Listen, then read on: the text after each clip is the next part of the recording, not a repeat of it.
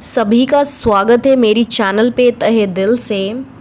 तो दोस्तों, आज हम एक नए टॉपिक के साथ आए हैं और नए सब्जेक्ट के साथ आए हैं, हिस्ट्री में एक काफ़ी इम्पॉर्टेंट टॉपिक है इंडस वैली सिविलाइजेशन, जो हर एग्ज़ाम पॉइंट ऑफ व्यू से पूछा जाता है, हर एग्ज़ाम्स में पूछा जाता है।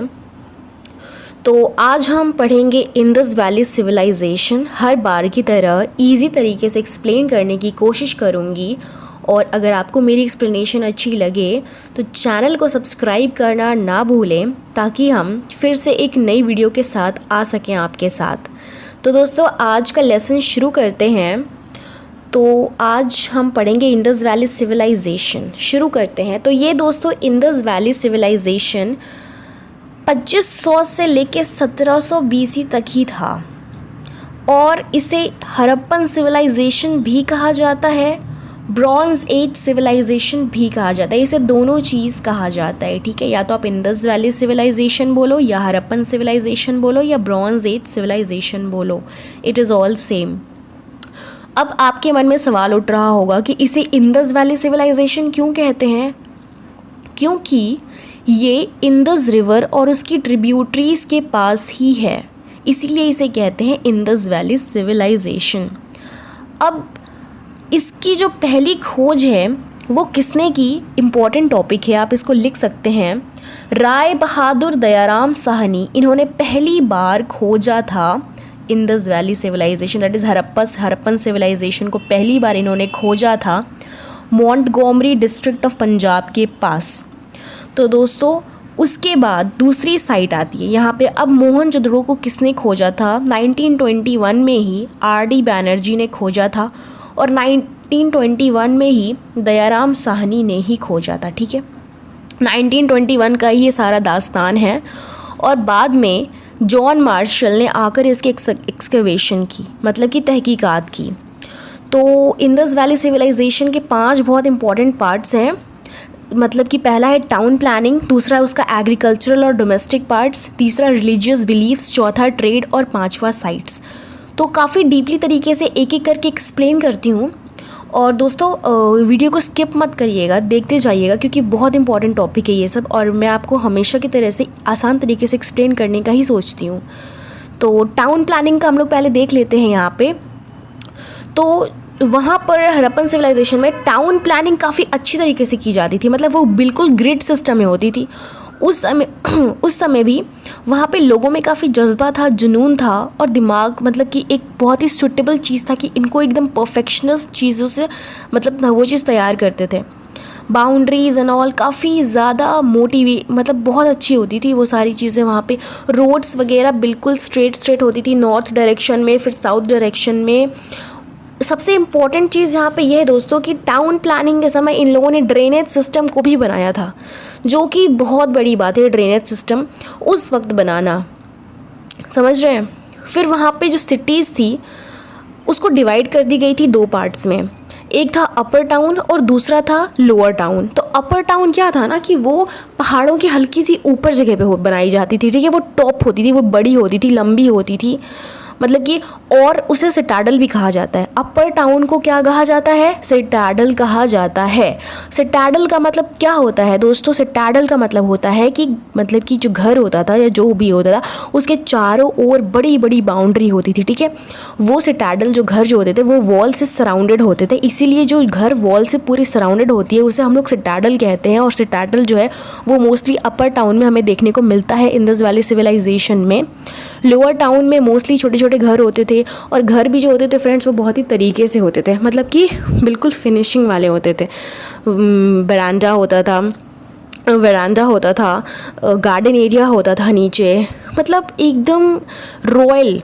जो लोग सोच रहे हैं वो ऑलरेडी उस ज़माने के लोग सोच चुके थे, बहुत ही अच्छे तरीके से वो लोग रहते थे, जब वहाँ पे ड्रेनेज सिस्टम है। और एक बात और बताना चाहती हूँ, जो भी रिलीजियस फंक्शंस होता था या कुछ डिस्कशंस होता था किसी भी मैटर को लेकर, या कुछ अगर दंगा हो जाता था या कुछ भी मैटर होता था, तो वो सारी चीज़ें अपर टाउन में ही जाकर सॉल्व होती थी, लोअर टाउन में सॉल्व नहीं होती थी, ठीक है।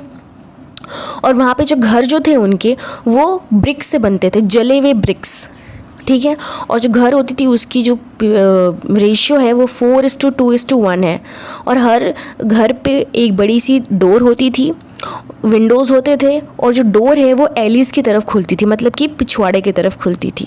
आगे भी होती थी लेकिन वो हमेशा बंद होती थी और एक दूसरे से नेबर्स कनेक्टेड हो जाते थे। अब एग्रीकल्चर के बारे में देखते हैं। तो दोस्तों एग्रीकल्चर भी वहाँ पर बहुत इम्पॉर्टेंट रोल प्ले करता है। मोस्टली वहाँ के लोग वीट और बार्ली उगाते थे सबसे ज़्यादा। राइस भी होती थी, लेकिन राइस जो वो है वो लॉथल जगह में होती थी। लॉथल एक जगह का नाम है, वहाँ होती थी। लेकिन मोस्टली यहाँ पे जो बताया गया है हड़प्पन इंदस वैली सिविलाइजेशन में, हड़प्पन सिविलाइजेशन दोनों एक ही है, वहाँ पर ये बताया गया है कि वीट और बार्ली पे ही लोग ज़्यादा इंपॉर्टेंस देते थे इसको उगाने में, ठीक है।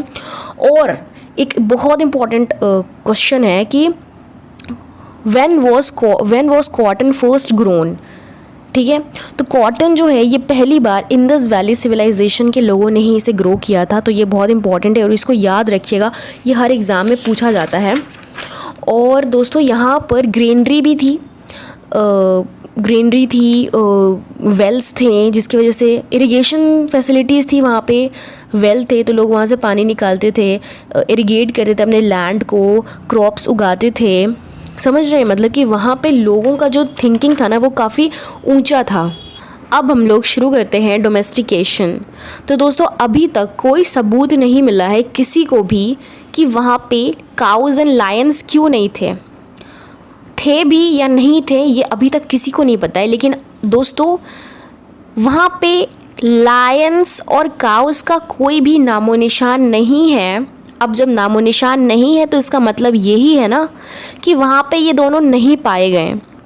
तो वहाँ के लोग जो हैं वो मोस्टली बफलोज, गोट्स, शीप्स वगैरह को ही ज़्यादा इम्पोर्टेंस देते थे, समझ रहे हैं। और एक और जानवर था बुल। तो बुल जो है वो यहाँ पर काफ़ी रिलीजियस बिलीव्स बना हुआ है लोगों का, यहाँ पर लोग उसकी पूजा करते हैं। तो अभी हम रिलीजियस बिलीव शुरू नहीं किए, अभी हम सिर्फ डोमेस्टिकेशन में हैं। तो मैं बस आप लोग को बता रही हूँ कि वहाँ पर एक और जानवर था जिसका नाम था बुल। तो अभी तक हम लोगों ने कितना जानवर देखा? 4 देखा, बफलो, शीप, गोट, बुल। इतने जानवर सिर्फ वहाँ पर पाए जाते थे।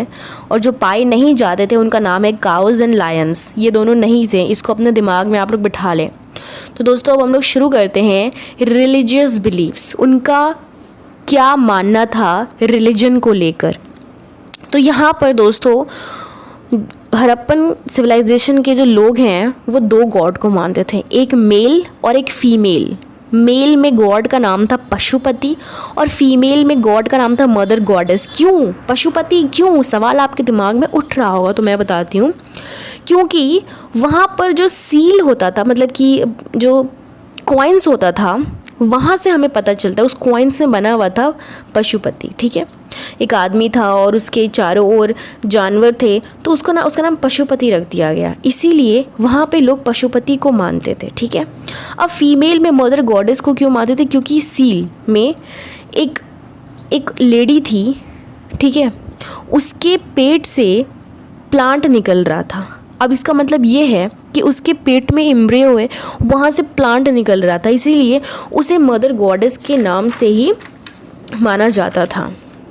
दोस्तों और हमें वहाँ पर देखने को मिलता है डांसिंग गर्ल का स्टैचू, और सील में पशुपति की पिक्चर बनी हुई है, कॉइन्स में बनी हुई है। वहाँ पर एक मूर्ति भी है, प्रीस्ट की मूर्ति है, स्टैचू है। और वहाँ पर एक मतलब बहुत सारी और चीज़ें वहाँ पे देखने को मिलती है दोस्तों, लेकिन इंपॉर्टेंट चीज़ें वही हैं जो मैं आपको बता रही हूँ, इससे हटकर और कुछ भी नहीं है। इतना भी अगर आप लिख दोगे एग्ज़ाम में तो बहुत मार्क्स मिलेंगे। तो जहाँ तक हम बात कर रहे थे इनकी रिलीजियस बिलीव्स की, ठीक है, तो ये सारी चीज़ें आपको समझ में आ गई हैं, इससे ज़्यादा और कुछ भी नहीं है, ठीक है। और बुल को ये लोग बहुत मानते थे एक गॉड की तरह, ठीक है। तो दोस्तों यहाँ पर लेडीज़ जो थी वहाँ पे उनको ज्वेलरी पहनने का बहुत शौक था। और एक और इम्पॉर्टेंट बात मैं आप लोगों को बता देती हूँ कि वहाँ पे जो मर्द होते थे ना, मैंस होते थे, उनको भी ज्वेलरी पहनने का काफ़ी शौक होता था। वहाँ पे लोग मटका बनाते थे, पॉटरीज एंड ऑल में ज़्यादा इंटरेस्ट रखते थे। और इरिगेशन सिस्टम तो वहाँ पे बहुत ज़्यादा था, जिसकी वजह से उनके दिमाग में बहुत सारे नए नए खुराफाती चीज़ आते जाते थे और वो इजाद करते थे उसका। तो दोस्तों अब ट्रेड टॉपिक है हमारा, ट्रेड। तो यहाँ पे चीज़ें जाती भी थी और आती भी थी। तो मोस्टली टिन्स, गोल्ड, कॉपर्स, ये सारी चीज़ें आती थी यहाँ पे ईरान और अफ़गानिस्तान से टिन आता था, कॉपर आता था राजस्थान और ओमान से, गोल्ड आता था कर्नाटका से।